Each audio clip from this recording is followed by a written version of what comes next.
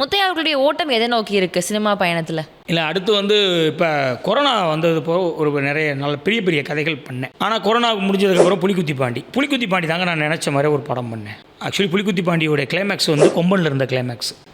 Okay. Karthi சாரை வெட்டி கொண்டுருவாங்க. வெட்டி கொண்டவுடனே ராஜகிரண் சாரும் லட்சுமணனும் சேர்ந்து தான் பழி வாங்குவாங்க. இது வந்து ரெண்டு திரைக்கதை எழுதினேன், 2 கிளைமேக்ஸ் எழுதினேன். ஏன்னா கண்டிப்பாக இந்த ஒரு திரைக்கதை இப்போ குட்டி புலியே நீங்கள் சசி சாரை தவிர யாரும் ஒத்துக்கிட மாட்டாங்க. ஏன்னா ஹீரோ தான் அம்மாவை வச்சு கொள்ளணும், அம்மாக்காண்டி கொல்லணும். ஹீரோக்காண்டி அம்மா கொண்டான்னு ஒரு கிளைமேக்ஸ் இருக்குது பார்த்தீங்களா, அதை யாரும் ஏற்றுக்கிட மாட்டாங்க. ஏங்க ஒரு பொம்பளை காப்பாற்றுதா என்ன அப்படின்னு ஒரு தாட் ஒன்று இருக்கும். அப்புறம் அம்மா பிள்ளையை காப்பாற்று அப்படி அது ஒரு இயக்குனர்னால சசி சார் வந்து அது எனக்கு அவர் ஒத்துக்கிட்டார். அவரை தவிர வேறு யாரும் கண்டிப்பாக ஒத்துருப்பாங்களான்னு எனக்கு கொஸ்டின் மார்க்கு. ப்ரொடியூசர்ஸ் நிறைய பேர் அதை லைக் பண்ணியிருப்பாங்க.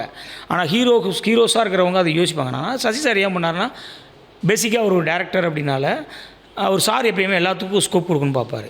அவர் எல்லோரும் கொடுக்குறதாலும் அப்படிங்கிறப்போ